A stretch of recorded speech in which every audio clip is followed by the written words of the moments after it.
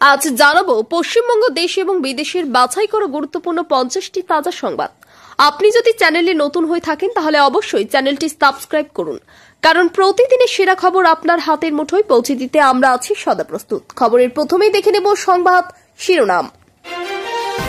ইউনূসের দাবি মেনে হাসিনা কামালকে মৃত্যুদণ্ড দিল ট্রাইব্যুনাল, বাংলাদেশ জুড়ে হিংসার শঙ্কা।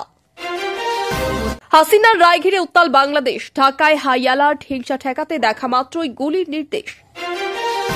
মদিনার কাছে ভয়াবহ বাস দুর্ঘটনা, 42 ভারতীয় নিহত। বাস দুর্ঘটনায় বেঁচে যাওয়া একমাত্র ভারতীয় কে, তিনি কিভাবে জীবিত ফিরে এলেন জানুন। এসআইআর এর ষড়যন্ত্র, ভোটার লিস্টের নাম 7,42 লাখের, ভোট দিয়েছেন 7,45 লাখ। বিহারে 2.50 কোটির বেশি ভোটার কি করে।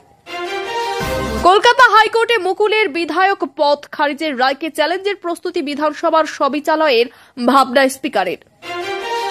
বিধায়ক পদ খারিজ মুকুল রায়ের কৌতূহল বাড়ালেন শুভেন্দু অধিকারী। রাজভবন থেকে বিজেপিকে বোমা বন্দুক সরবরাহ, মন্তব্যে তৃণমূল সাংসদ কল্যাণ ব্যানার্জির বিরুদ্ধে আইনি ব্যবস্থা নিতে চলেছেন রাজ্যপাল। নজিরবিহীন, তৃণমূলের সাংসদ কল্যাণ অস্ত্র মজুতের অভিযোগ তোলায় রাজভবন জুড়ে চিরুনি তল্লাশি করাচ্ছেন স্বয়ং রাজ্যপাল। হাসিনার রায়ের আগেই জ্বলছে বাংলাদেশ, ককটেল বোমা, গাড়িতে আগুন। হাসিনার মৃত্যুদণ্ডের রায় দিল ট্রাইব্যুনাল, এই আদালতের চেয়ারম্যান বিচারপতি মর্তুজাকে। নিজের ফাঁসির নির্দেশ শোনা তো সহজ নয়, তবে কঠিন কিছু হবে জানতাম, আসাদুজ্জামান বলে দিন। হাসিনাকে বাংলাদেশে ফেরত চেয়ে তোড়জোড় শুরু ইউনূসের, বাংলাদেশে কি করবে ভারত। ফাঁসির সাজাপ্রাপ্ত হাসিনাকে কি বাংলাদেশের হাতে তুলে দিতেই হবে ভারতকে, কি বলছে আইন, কি রয়েছে দুদেশের চুক্তিতে। নারায়ণপুরে গাড়ির ডিগ্গি খুলতেই থরে থরে টাকা উদ্ধার, 5 কোটির রাজনৈতিক যোগ। বন্ধ হওয়ার পথে দুয়ারে রেশন প্রকল্প, সুপ্রিম কোর্টের দ্বারস্থ মোদী সরকার।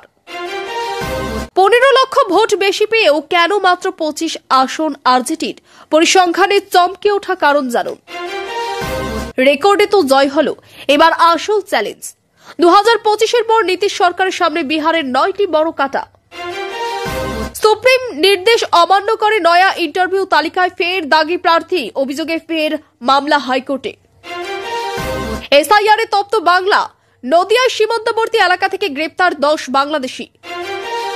পৌর নিয়োগ দুর্নীতি মামলায় ইডির জালে দমকল মন্ত্রী সুজিত বসুর জামাই রাহুল সিং।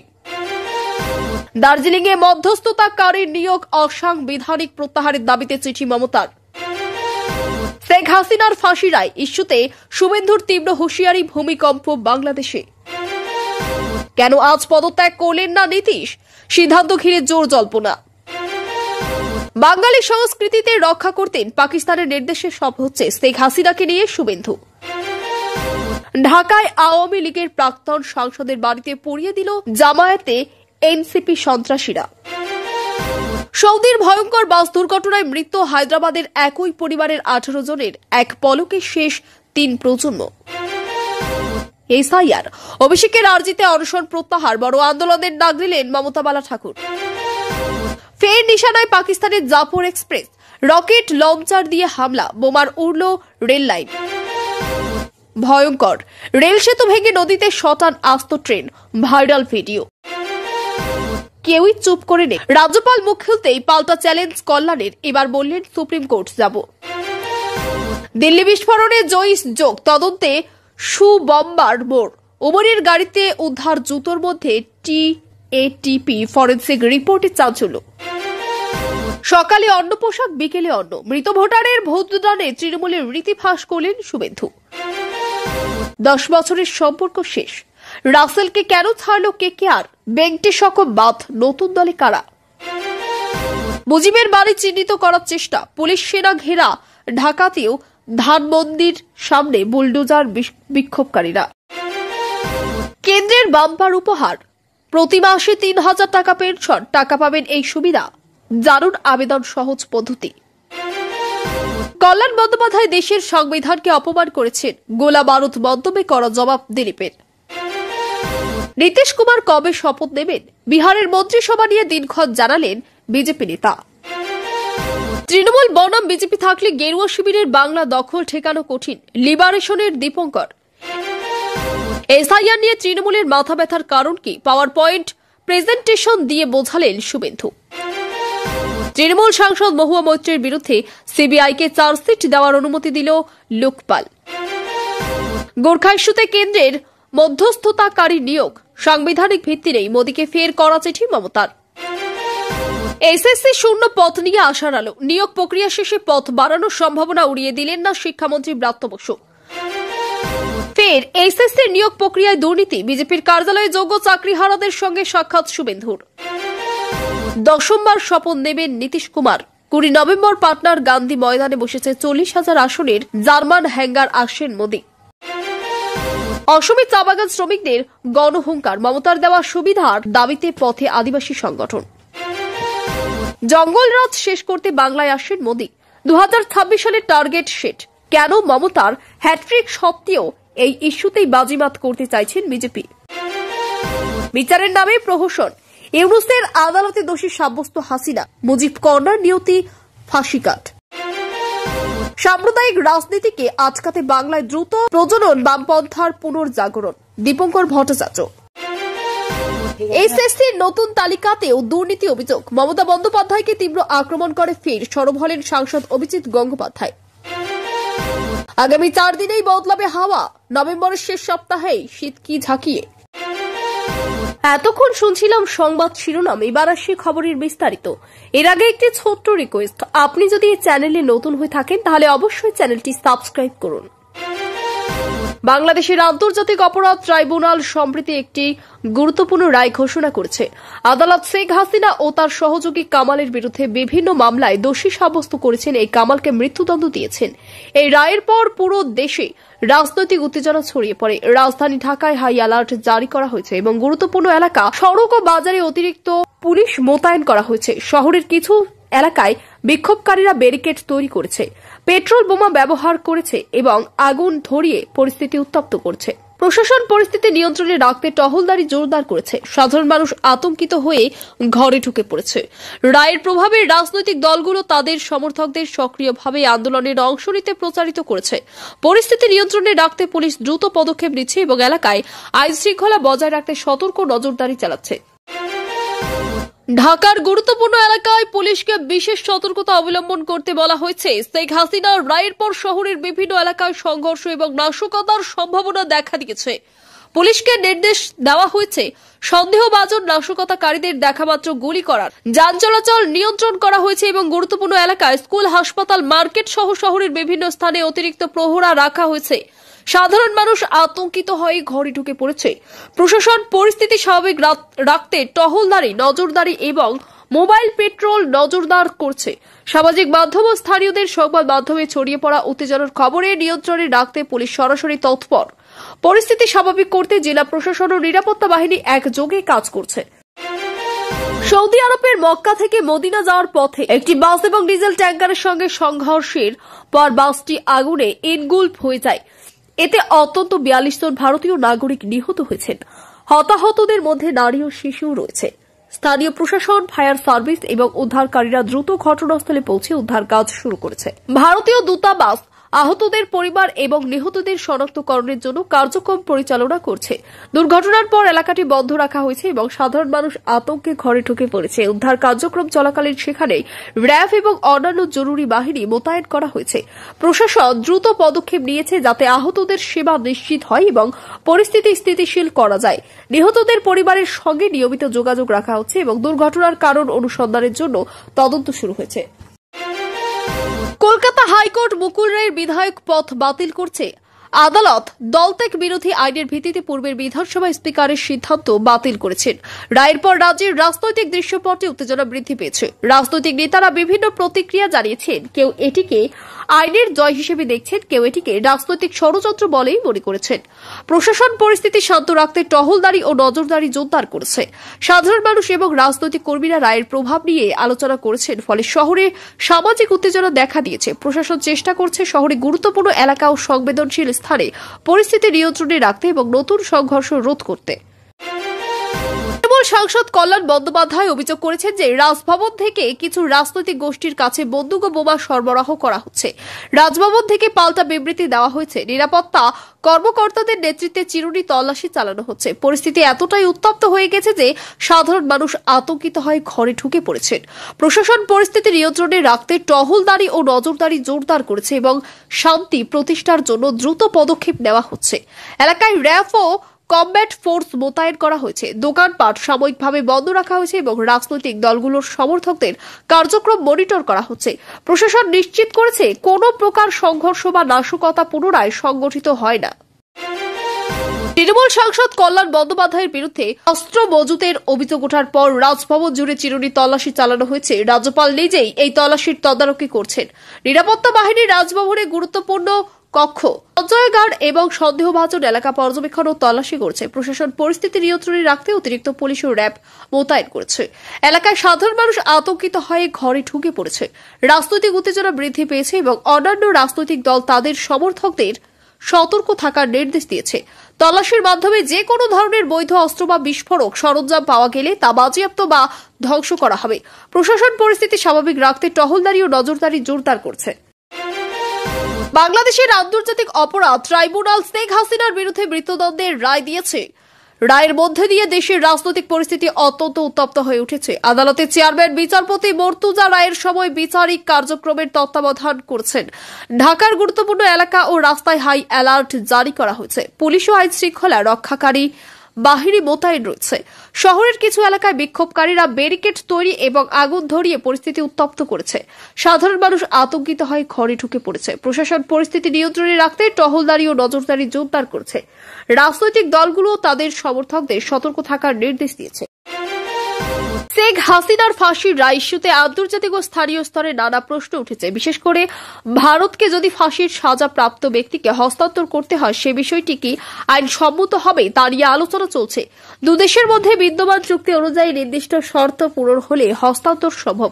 চুক্তির ধারা অনুযায়ী আদালতের নির্দেশনা, মানবাধিকার বিষয়ক শর্ত এবং দ্বিপক্ষীয় চুক্তি মেনে চলা প্রয়োজন। বিষয়টি নিয়ে বিশেষজ্ঞরা বলেছেন আইন ও চুক্তির মধ্যে সামঞ্জস্য বজায় রাখা জরুরি। স্থানীয় প্রশাসন ও কেন্দ্রীয় সরকার বিষয়টি নিয়ে সতর্ক যাতে রাজনৈতিক ও সামাজিক উত্তেজনা বৃদ্ধি না পায়। নদিয়ার সীমান্তবর্তী এলাকায় এসআইআর এর অভিযানে 10 জন বাংলাদেশিকে গ্রেপ্তার করা হয়েছে। এই অভিযানে স্থানীয় প্রশাসন ও সীমান্তরক্ষী বাহিনী যৌথভাবে অংশ নিয়েছে। আটককৃতদের বিরুদ্ধে সীমান্ত লঙ্ঘন, সন্দেহভাজন অপরাধ এবং নাশকতার প্রাথমিক অভিযোগ রয়েছে। অভিযান চলাকালে এলাকায় টহলদারি ও নজরদারি জোরদার করা হয়েছে। স্থানীয় মানুষ এবং সাংবাদিকরা জানিয়েছেন গ্রেপ্তারের পর প্রশাসন নিরাপত্তা ও তদন্ত কার্যক্রমে তৎপর। এই ঘটনার ফলে এলাকায় উত্তেজনা তৈরি হয়েছে। প্রশাসন পরিস্থিতি স্বাভাবিক রাখতে সতর্ক পদক্ষেপ নিয়েছে এবং আশেপাশের এলাকায় অতিরিক্ত পুলিশ মোতায়েন করা হয়েছে। শেখ হাসিনার ফাঁসির রায় ইস্যুতে শুভেন্দু অধিকারী তীব্র হুঁশিয়ারি দিয়েছেন। তার মন্তব্য এবং রাজনৈতিক প্রভাবের কারণে বাংলাদেশের বিভিন্ন এলাকায় জনসমাবেশ, বিক্ষোভ ও প্রতিবাদী কর্মসূচি লক্ষ্য করা গেছে। প্রশাসন সতর্কতা অবলম্বন করেছে এবং শহরের গুরুত্বপূর্ণ এলাকা ঘিরে প্রহরা জোরদার করেছে। রাজনৈতিক দলগুলো তাদের সমর্থকদের সচেতন করছে। সাধারণ মানুষ আতঙ্কিত হয়ে ঘরে ঢুকে পড়েছে। প্রশাসন পরিস্থিতি স্বাভাবিক রাখতে নজরদারি এবং টহলদারি চালাচ্ছে। সংঘর্ষ প্রতিরোধে র্যাব ও কমব্যাট ফোর্স মোতায়েন করা হয়েছে। ঢাকায় আওয়ামী লীগের প্রাক্তন সাংসদের বাড়িতে আগুন ধরিয়ে দেয় জামায়াত এনসিপি সন্ত্রাসীরা, যা পুরো এলাকায় আতঙ্ক সৃষ্টি করেছে। এই ঘটনায় বাড়িটি সম্পূর্ণ ক্ষতিগ্রস্ত হয়েছে। ফায়ার সার্ভিস এবং স্থানীয় পুলিশ দ্রুত ঘটনাস্থলে পৌঁছে আগুন নিয়ন্ত্রণে এনেছে। প্রশাসন তল্লাশি ও তদন্ত শুরু করেছে। এলাকার নিরাপত্তা নিশ্চিত করতে অতিরিক্ত পুলিশ মোতায়েন করা হয়েছে। আশেপাশের এলাকা ঘিরে টহলদারি জোরদার করা হয়েছে যাতে কোনো অগ্নিসংযোগ বা সংঘর্ষ না ঘটে। স্থানীয় মানুষ আতঙ্কিত হয়ে ঘরে ঢুকে পড়েছে এবং রাজনৈতিক উত্তেজনা বাড়তে থাকায় প্রশাসন সতর্ক। সন্ত্রাসীদের ধরার এবং পরিস্থিতি স্থিতিশীল করতে প্রশাসন নিয়মিত নজরদারি চালাচ্ছে। এসআইআর এর অভিযানের পর অভিষেকের আর্জি প্রত্যাহার করা হয়েছে। এই ঘটনায় মমতা বালা ঠাকুর বড় আন্দোলনের ডাক দিয়েছেন, যা রাজনীতিতে নতুন উত্তেজনা তৈরি করেছে। পুলিশের পাশাপাশি স্থানীয় প্রশাসন সতর্ক অবস্থানে রয়েছে। শহরের গুরুত্বপূর্ণ এলাকা ও সীমান্তবর্তী স্থানে টহলদারি জোরদার করা হয়েছে। রাজনৈতিক কর্মীরা জনসমাবেশ ও প্রতিবাদী কর্মসূচিতে সক্রিয়। সাধারণ মানুষ আতঙ্কিত হয়ে ঘরে ঢুকে পড়েছে। প্রশাসন পরিস্থিতি স্বাভাবিক রাখতে মনিটরিং এবং নজরদারি চালাচ্ছে। উত্তেজনা রোধে র্যাব ও কমব্যাট ফোর্স মোতায়েন রয়েছে এবং জননিরাপত্তা নিশ্চিত করা হচ্ছে। রাজনৈতিক দলের নেতারা সমর্থকদের সতর্ক থাকতে বলা হয়েছে। পাকিস্তানের জাফর এক্সপ্রেস রেল লাইনের উপর আবারও হামলা হয়েছে। রকেট লঞ্চার ব্যবহার করে রেল লাইন বিস্ফোরণ ঘটানো হয়েছে, ফলে রেলপথ সম্পূর্ণ ক্ষতিগ্রস্ত হয়েছে। স্থানীয় নিরাপত্তা বাহিনী ও উদ্ধারকারীরা দ্রুত ঘটনাস্থলে পৌঁছে উদ্ধার ও পুনঃস্থাপন কাজ শুরু করেছেন। সাধারণ মানুষ আতঙ্কিত হয়ে ঘরে ঢুকে পড়েছে। প্রশাসন রেলপথে নিরাপত্তা নিশ্চিত করতে ও পুনরাবৃত্তি প্রতিরোধ করতে সতর্ক। হামলার পিছনে দায়ীদের শনাক্ত করতে তদন্ত শুরু হয়েছে। রেল চলাচল স্বাভাবিক করতে জরুরি মোতায়েনের কাজ চলছে। স্থানীয় প্রশাসন ও রেল কর্তৃপক্ষ দ্রুত পদক্ষেপ নিতে যাচ্ছে, যাত্রীদের সুরক্ষা বজায় থাকে এবং সম্ভাব্য ধ্বংস প্রতিরোধ করা যায়। কেন্দ্র সরকার নতুন পেনশন সুবিধা ঘোষণা করেছে, যেখানে প্রতি মাসে ৩,০০০ টাকা পেনশন দেওয়া হবে। এই সুবিধার আওতায় কারা পড়বেন তা নির্দিষ্ট করা হয়েছে সরকারি তালিকা অনুযায়ী। সুবিধাভোগীরা অনলাইনে অথবা স্থানীয় সরকারি অফিসের মাধ্যমে সহজে আবেদন করতে পারবেন। সরকারের এই পদক্ষেপ মূলত বৃদ্ধ ও সুবিধা বঞ্চিত জনগোষ্ঠীর জীবনযাত্রায় উন্নয়নের উদ্দেশ্যে প্রশাসন সুবিধা বিতরণ পর্যবেক্ষণ করছে এবং প্রক্রিয়াটিকে স্বচ্ছ ও সহজ রাখতে পদক্ষেপ নিয়েছে। স্থানীয় অফিস ও আধিকারিকরা সুবিধাভোগীদের সঙ্গে নিয়মিত যোগাযোগ রাখছেন। এই উদ্যোগ জনজীবনে আর্থিক নিরাপত্তা বৃদ্ধি করবে এবং সামাজিক সুরক্ষা নিশ্চিত করবে। কল্যাণ বন্দ্যোপাধ্যায়ের সংবিধান বিরোধী আচরণের অভিযোগের জবাবে দিলীপ কড়া মন্তব্য করেছেন। তিনি জানিয়েছেন, দেশের সংবিধানকে কোনোভাবেই অপমান করা যায়নি। রাজনৈতিক উত্তেজনা এবং গোলাবারুদ মন্তব্যের প্রেক্ষাপটে প্রশাসন সতর্ক অবস্থানে রয়েছে। এলাকায় টহলদারি জোরদার করা হয়েছে এবং জনসমাবেশ ও প্রতিবাদী কর্মসূচি মনিটর করা হচ্ছে। রাজনৈতিক দলগুলো তাদের সমর্থকদের সতর্ক থাকার নির্দেশ দিয়েছে। সাধারণ মানুষ আতঙ্কিত হয়ে ঘরে ঢুকে পড়েছে। প্রশাসন পরিস্থিতি স্বাভাবিক রাখতে এবং সম্ভাব্য সংঘর্ষ প্রতিরোধে র্যাব ও কমব্যাট ফোর্স মোতায়েন করেছে। স্থানীয় প্রশাসন নিশ্চিত করেছে এলাকায় কোনো ধরনের আইন শৃঙ্খলা ব্যাহত না হয়। এসআইআর তৃণমূলের মাথা ব্যথা এবং রাজনৈতিক বিশ্লেষকদের আলোকে শুভেন্দু অধিকারীর সম্প্রতি একটি পাওয়ার পয়েন্ট প্রেজেন্টেশনের মাধ্যমে বিষয়টি ব্যাখ্যা করেছেন। এই প্রেজেন্টেশনে দেখানো হয়েছে কিভাবে এসআইআর সম্পর্কিত প্রশাসনিক ও রাজনৈতিক সিদ্ধান্ত তৃণমূলের জন্য চ্যালেঞ্জ তৈরি করেছে। রাজনৈতিক বিশ্লেষকরা বলেছেন, এটি শুধু নির্বাচনী ইস্যুই নয়, বরং দলের কৌশলগত দুর্বলতাকেও প্রকাশ করেছে। পরিস্থিতি নিয়ন্ত্রণে রাখতে প্রশাসন সতর্ক এবং টহলদারি ও নজরদারি জোরদার করা হয়েছে। সাধারণ মানুষ ও রাজনৈতিক কর্মীরা এই বিষয় নিয়ে উদ্বিগ্ন, যা এলাকায় রাজনৈতিক উত্তেজনা বৃদ্ধি করেছে। শুভেন্দুর বিশ্লেষণ অনুসারে রাজনৈতিক এবং প্রশাসনিক পদক্ষেপের মধ্যে সামঞ্জস্যের অভাব তৃণমূলের জন্য মাথা ব্যথার সৃষ্টি করছে। বিহারে 10বার শপথ দিতে যাচ্ছেন নীতিশ কুমার। 20 নভেম্বর পাটনার গান্ধী ময়দানে এই অনুষ্ঠান অনুষ্ঠিত হবে। অনুষ্ঠানের জন্য 40,000 আসনের জার্মান হ্যাঙ্গার স্থাপন করা হয়েছে। অনুষ্ঠানে প্রধানমন্ত্রী নরেন্দ্র মোদী উপস্থিত থাকবেন। এই শপথ গ্রহণের মাধ্যমে রাজ্যের রাজনৈতিক দৃশ্যপটে স্থিতিশীলতা এবং নেতৃত্বের কন্টিনিউটি নিশ্চিত হবে। প্রস্তুতি চলাকালে নিরাপত্তা ও জননিরাপত্তা ব্যবস্থা জোরদার করা হয়েছে। শহরের গুরুত্বপূর্ণ এলাকা, সড়ক এবং মঞ্চের আশেপাশে পুলিশের টহলদারি বৃদ্ধি করা হয়েছে। অনুষ্ঠানটি সামাজিক ও রাজনৈতিকভাবে বিশেষ গুরুত্ব বহন করেছে এবং রাজনৈতিক দলগুলো তার সমর্থকদের সতর্ক থাকতে বলেছেন। মোদী জঙ্গলরাজ বন্ধ করার ইস্যুতে বাংলায় আসেন। 2026 সালের লক্ষ্য অনুযায়ী বিজেপি এই ইস্যুতেই রাজ্য প্রভাব বিস্তার করতে চাচ্ছে। মমতার হ্যাট্রিক সত্ত্বেও এই বিষয়টি বিজেপির জন্য রাজনৈতিক বাজিমাতের সুযোগ হিসেবে দেখা হচ্ছে। রাজনৈতিক বিশ্লেষকরা মনে করেছেন, এটি শুধুমাত্র নির্বাচন নয়, বরং রাজ্যের প্রশাসনিক ও আইন শৃঙ্খলা ইস্যুর উপরও নজর দেবে। রাজনৈতিক প্রস্তুতি, জনসমাবেশ, জনমত গঠন এবং নিরাপত্তা ব্যবস্থা জোরদার করা হয়েছে। প্রশাসন সতর্ক থাকছে যাতে জনসমাবেশ ও রাজনৈতিক কার্যক্রমে কোনো অশান্তি না ঘটে। সাধারণ মানুষও এই অনুষ্ঠানের প্রভাব নিয়ে সচেতন রয়েছে। আসন্ন 4 দিনে আবহাওয়ার বড় পরিবর্তন দেখা যাবে। নভেম্বরের শেষ সপ্তাহে শীত ঝাঁকিয়ে বসতে পারে। মেঘলা আকাশ, তাপমাত্রা হ্রাস এবং উত্তর থেকে শীতল হাওয়া প্রবাহিত হওয়ার ফলে তাপমাত্রা নেমে যাবে। আবহাওয়াবিদরা জানিয়েছেন, শীতকালীন প্রভাব শহরের মানুষকে প্রস্তুত থাকতে বলছে। কৃষক, স্কুল এবং জনজীবনে এর প্রভাব পড়বে। প্রশাসন ও স্থানীয় কর্তৃপক্ষ সতর্ক অবস্থানে রয়েছে। সাধারণ মানুষ ঘরের প্রস্তুতি এবং উষ্ণ পোশাক ব্যবহারে সচেতন হচ্ছে। এছাড়া ট্রাফিক ও যাতায়াতের জন্য নিরাপত্তা ও সাবধানতার নির্দেশনা জারি করা হয়েছে।